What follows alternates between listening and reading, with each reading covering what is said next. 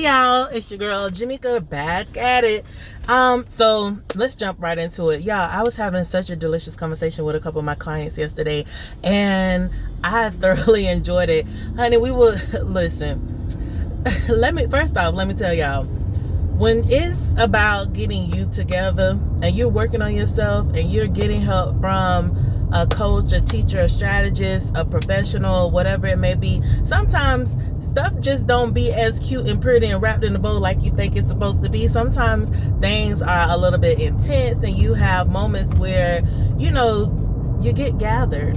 That's what I like to call it. Let's get it gathered. Get me together. So sometimes that happens. And so there was a very like I said, delicious conversation. It got a little intense and then it rattled itself on back down.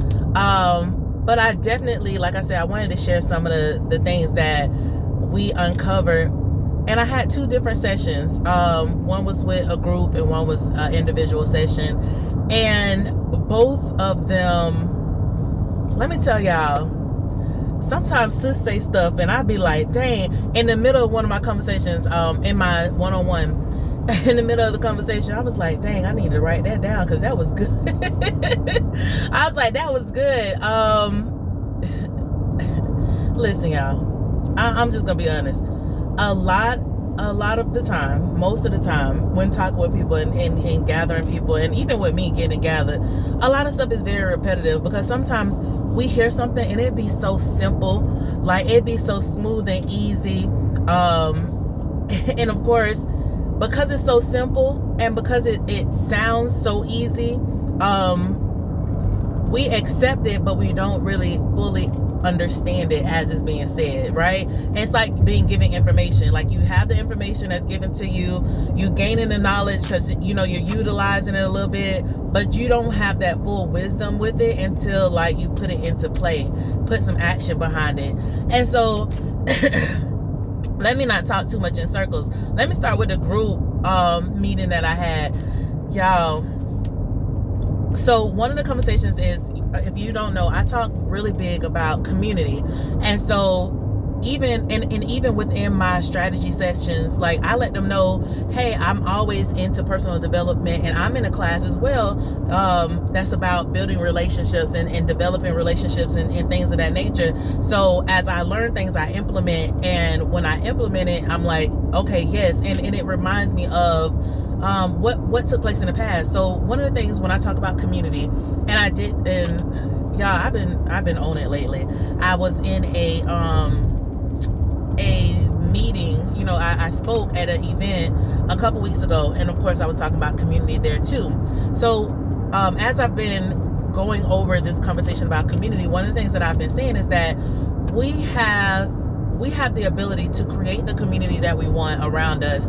However, we're in a situation sometimes where we don't foster those relationships. We don't put the effort and the work in to the relationship that's going to bring us the most enjoyment and going to bring us what we need, versus we always are trying to put work into a dead situation, into a community that is no longer thriving and providing us what it is that we need to excel and exceed. And I think this was the theme in both conversations, in both meetings, and in the one previously. So what I was saying in my event, I posed the question, what did your community look like when you were growing up?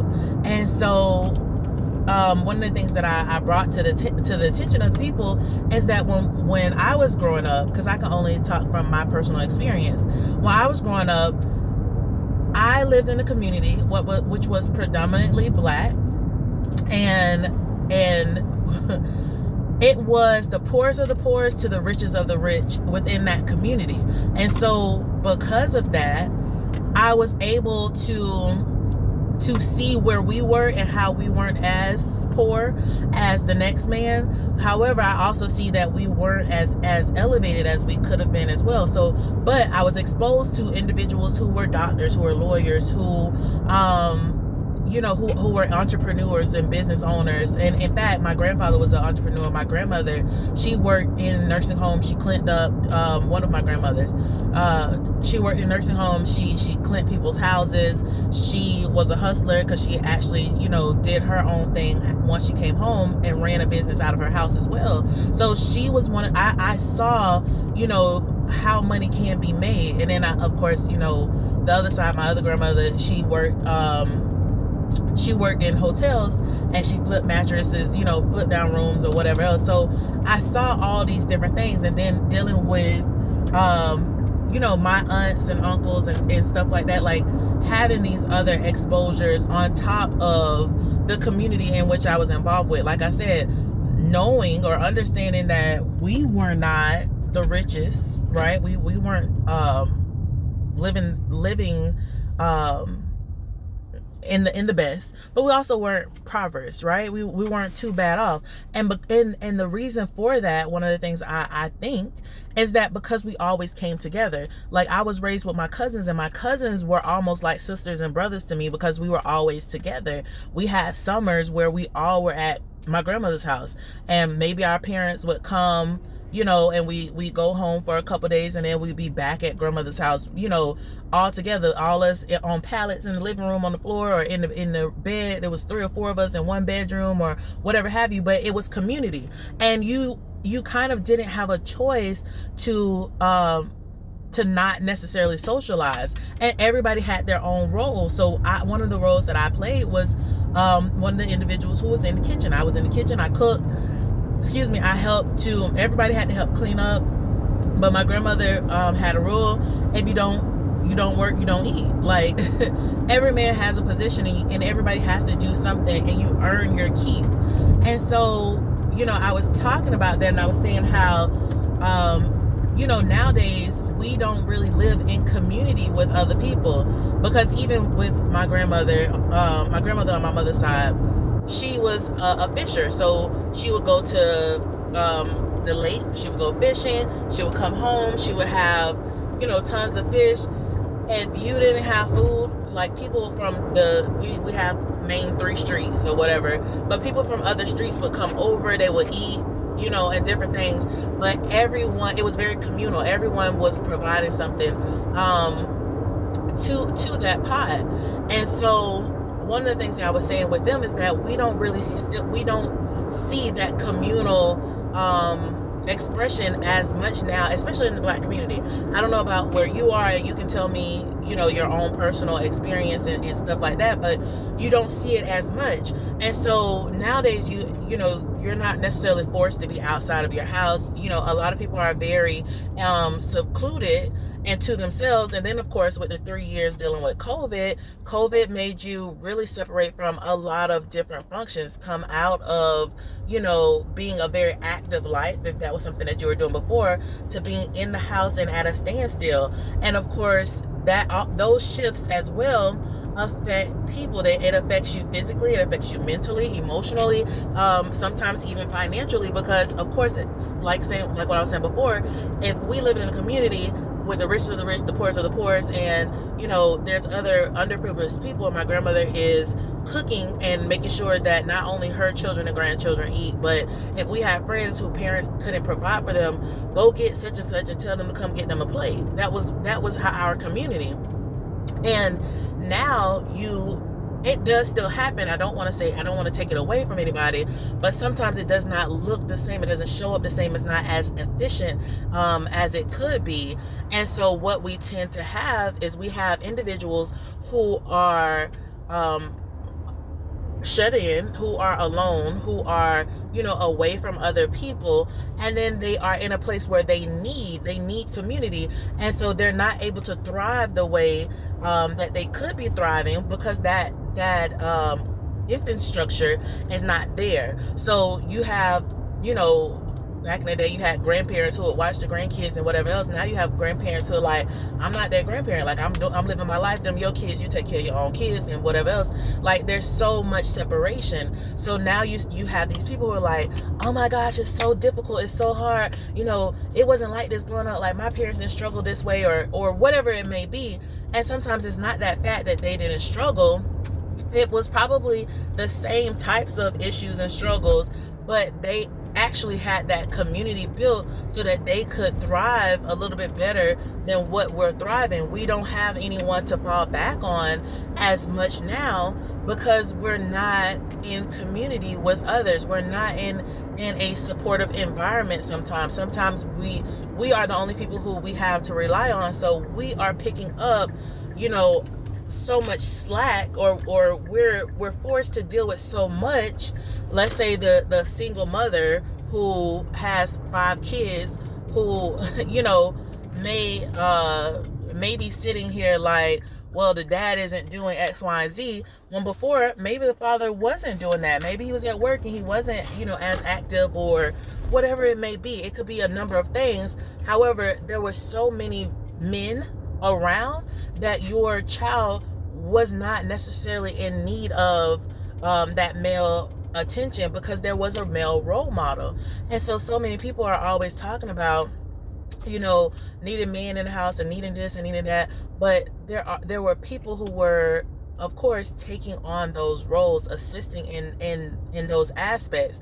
And right now, sometimes we're in situations where it's not happening.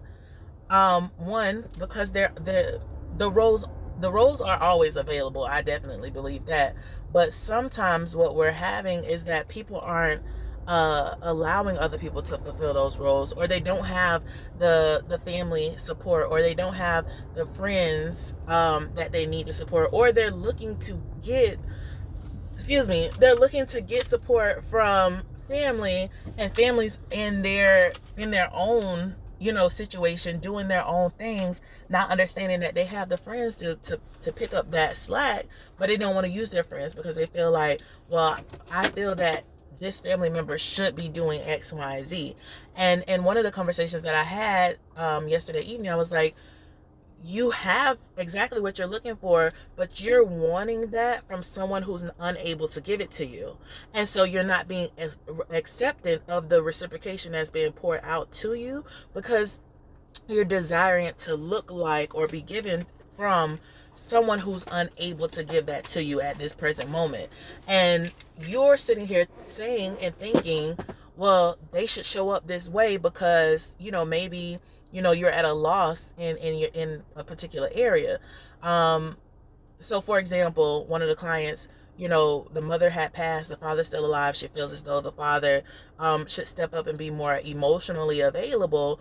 But the father was never emotionally available. He was always monetarily there. He was physically there, you know, but emotion wise, what she's desiring, she's not able to receive right now from that particular person. But I'm like, but you have all these other people who are trying to give you that emotional availability, but because you want it from this particular person, you're not seeing the plethora of people who are willing to give it to you. And I said, one of the things that I'm learning in one of my classes is that sometimes we have our beliefs. We have a particular belief that we are constructing based off of our perception of our reality. So right now you're saying nobody's emotionally available for me. However, that's a false belief. And that false belief is fostered because you want that emotional availability to come from a particular person who never was providing that to you in the first place. So now you need to identify how that is so incorrect, that thought process is incorrect, and why it's incorrect, and then understand and create yourself a new sentence or a new affirmation for you to understand that you are surrounded by people who emotionally care about you. It's just that one person can't give it to you the way that you need. And so that was one of the conversations that I was having. And in another one, well, I'm gonna bring that back to y'all.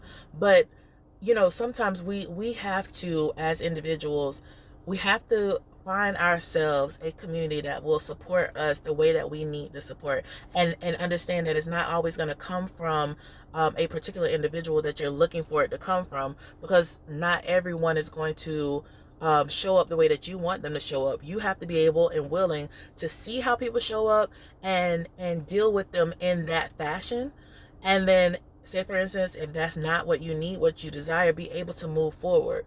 And so when I come back, or in the next video, I'm going to talk about the group session that I had, and how that relayed, and how we discussed that in that group session. But y'all know I'm always on the go, and so I got to go run here, run a couple areas, because I got a meeting in about 15-20 minutes. But let me go run in here, run these errands real quick, come back to y'all in another video. So for this one here, up top, please subscribe to the channel. Down below, like, chat with me, give me some of your feedback, what you think. How was your community growing up? Are there people in your lives, because I got questions, right? Are there people in your lives that you have a high expectation for, who are not showing up? And how are you now maneuvering within your community that you're creating, or how will you continue to create a community that will support you the way that you need? Because at this present time, the only thing that you can control is you. So make sure that you're providing yourself with the safety that you're looking for, and not pretty much not playing victim, to try to say that you can't show up the way that you truly want to show up because of how other people may or may not respond to you. And it is what it is at this point, y'all. I'm just keeping it real with you. And I got to get up out of here. So I'll be back with another video, talk about the group conversation that we had. But I'll see y'all later. Love y'all.